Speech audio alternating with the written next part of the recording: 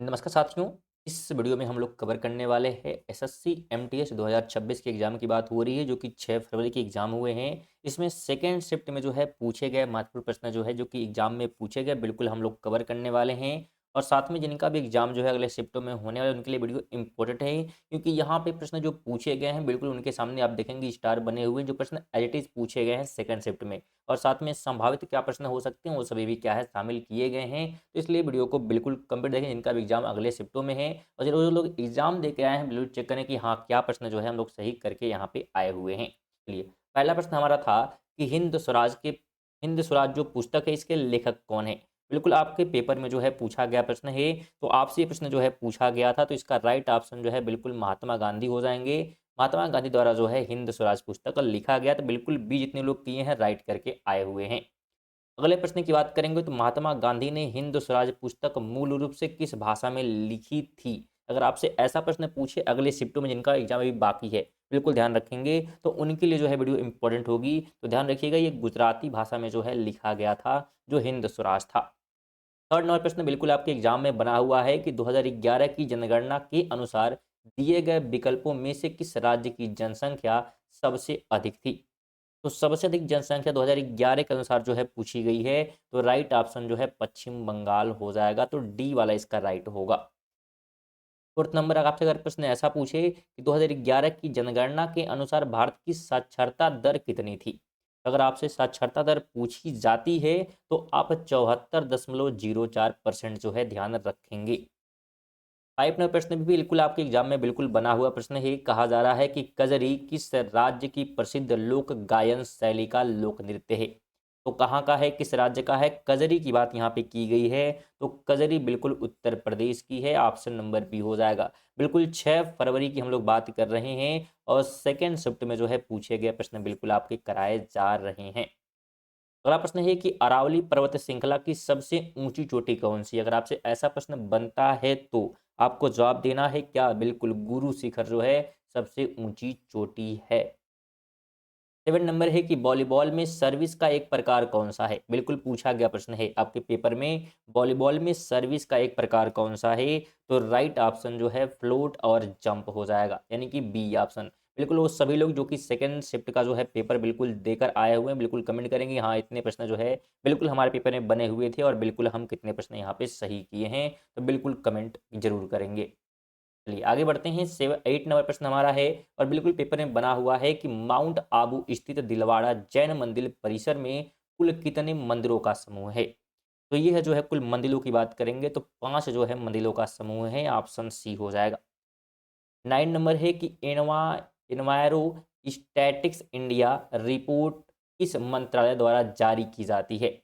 और ये प्रश्न भी बिल्कुल पूछा गया था। तो इन्वायरेट इंडिया रिपोर्ट की बात करेंगे तो इसे जो है जारी कौन करता है, तो जारी करता है सांख्यिकी और कार्यक्रम कार्यान्वयन मंत्रालय, ऑप्शन बी हो जाएगा। 3 नंबर भी बिल्कुल पूछा गया प्रश्न है कि हिंदू कैलेंडर के अनुसार गंगा दशहरा का त्योहार किस महीने में मनाया जाता है। तो गंगा दशहरा की बात करेंगे तो ध्यान रखिएगा यह जो है बिल्कुल ज्येष्ठ जो है महीने में क्या है मनाया जाता है, ऑप्शन सी हो जाएगा। क्योंकि साथ में आप ध्यान रखेंगे ये ऑप्शन जो है सभी ऑप्शन जो है बिल्कुल एज इट इज आपको मैच नहीं होंगे, एक दो ऑप्शन मैच होंगे क्योंकि जो बच्चे स्टूडेंट जो भी क्वेश्चन भेजे हैं तो बिल्कुल वो ऑप्शन जो इनको जो भी याद थे वो एक दो है वो सब क्या है लिख कर भेजे हुए हैं। बाकी अगर उनको ऑप्शन नहीं पता हुए थे तो बिल्कुल ऑप्शन जो है सभी जो है तैयार किए गए हैं, तो ये विशेष तौर पर आप ध्यान रखें। लेकिन क्वेश्चन एज इट इज आपको देखने को मिलेगा। बिल्कुल अगर आप लोग पेपर दे के आएँ तो बिल्कुल आपको लग रहा है हाँ बिल्कुल प्रश्न पूछा गया, आप ज़रूर कमेंट करेंगे क्योंकि बिल्कुल एज इट इज पेपर आपके द्वारा भेजे गए हैं वही क्या है कराए जा रहे हैं। अगला प्रश्न है कि कर्नाटक संगीत की सबसे सरल और प्राथमिक रचना किसे माना जाता है। तो यह जो है माना जाता है बिल्कुल गीतम को, ऑप्शन सी हो जाएगा। 12 नंबर बिल्कुल पूछा गया प्रश्न है कि चंद्रयान 3 के प्रोपल्शन मॉड्यूल पर लगे सेप पेलोड का पूर्ण रूप क्या है। यानी बिल्कुल सेप पेलोड के जो है फुल रूप की यहाँ पे बात की जा रही है चंद्रयान 3 की। तो ध्यान रखेंगे spectro polarimetry of habitable planet earth, ये इसका फुल फॉर्म है। बिल्कुल पूछा गया प्रश्न है आपके पेपर में। 13 कहता है कि पौधे किस प्रक्रिया के माध्यम से अतिरिक्त जल को बाहर निकालते हैं। बिल्कुल किस जो है प्रक्रिया के माध्यम से निकालते हैं अतिरिक्त जल को, तो वाष्प उत्सर्जन के माध्यम से, ऑप्शन सी हो जाएगा। 14 नंबर है कि 1 किलो जूल का मान कितने के बराबर होता है। बिल्कुल पूछा गया प्रश्न है। 1 किलो जूल की बात करेंगे तो यह जो है ध्यान रखिएगा 1000 जूल के बराबर हो जाएगा। बिल्कुल जितने स्टार आपको दिखेंगे बने हुए साइड में वो सभी प्रश्न बिल्कुल एज इट इज पूछे गए हैं। अगर आपसे ऐसा प्रश्न बने कि भारतीय संविधान का कौन सा अनुच्छेद किसी विशिष्ट धर्म के प्रचार के लिए करों के भुगतान से मुक्ति देता है, तो ये किस अनुच्छेद के तहत है? तो ये जो है आर्टिकल ध्यान रखिएगा 27 के तहत है, ऑप्शन सी हो जाएगा। पिछले में प्रश्न बिल्कुल पूछा गया है कि हड़प्पा सभ्यता के लोग किस धातु से अपरिचित थे। बिल्कुल किस धातु से जो है अपरिचित थे, तो ये अपरिचित थे बिल्कुल लोहा से, आयरन से। 17 है कि अंग्रेजी शब्द दिग का सही विलोम शब्द, यहाँ पे अंटोनिम जो है पूछा गया, बिल्कुल पूछा गया प्रश्न आपके पेपर में है ये। तो डिग मतलब गड्ढा खोदना या किसी चीज की खुदाई करना, और इसका उल्टा अगर हम बात करेंगे तो फिल यानी कि भरना हो जाएगा, तो बिल्कुल बी वाला। 18 नंबर है कि मुहावरे ए वेल ऑफ ए टाइम का अर्थ क्या है। तो इसका जो है अर्थ बिल्कुल यहाँ पे पूछा गया प्रश्न, बिल्कुल ध्यान रखेंगे स्टार को यहाँ पे। तो इसका जो सही अर्थ है बहुत अधिक आनंद लेना हो जाएगा, यानी कि बी ऑप्शन। 19 नंबर प्रश्न में पूछा गया है कि पश्चिम बंगाल में स्थित दुर्गापुर स्टील प्लांट की स्थापना किस देश के सहयोग से की गई थी। बिल्कुल किसके जो है सहयोग से यहाँ पे की गई थी, तो ये की गई थी ब्रिटेन की सहयोग से, यूनाइटेड किंगडम के सहयोग से। 20 नंबर है कि भिलाई स्टील प्लांट जो कि छत्तीसगढ़ में है की स्थापना किस देश की सहायता से हुई थी। अगर आपसे ऐसा प्रश्न पूछ ले तो आपको ध्यान रखना है इसका राइट ऑप्शन सोवियत संघ यानी कि यूएसएसआर का नाम ध्यान रखना है। भिलाई स्टील प्लांट की यहाँ पे बात की गई है। संभावित प्रश्न हो सकते हैं अगले शिफ्टों के लिए। और साथ में स्टूडेंट अगर वीडियो पसंद आ रही है तो वीडियो को लाइक और साथ में जो बिल्कुल शेयर जो है करते हुए रहें, और चैनल को बिल्कुल सब्सक्राइब कर सकते हैं रेगुलर, जिससे कि आपको क्या है वीडियो की नोटिफिकेशन मिलती रहेगी। 21 कहता है कि स्कॉट मिशन किस भारतीय अंतरिक्ष स्टार्टअप द्वारा विकसित किया गया था। बिल्कुल किसके द्वारा जो है विकसित किया गया, पूछा गया प्रश्न है, तो ये विकसित किया गया दिंग तारा के द्वारा, ऑप्शन सी हो जाएगा। 22 है कि इनमें से कौन सी गतिविधि प्राथमिक क्षेत्र के अंतर्गत नहीं आती है। कृषि है, मछली पालन है, विनिवेश है और खनन है। और ये प्रश्न भी बिल्कुल बना हुआ है, प्राथमिक क्षेत्र की बात यहाँ पे की गई है।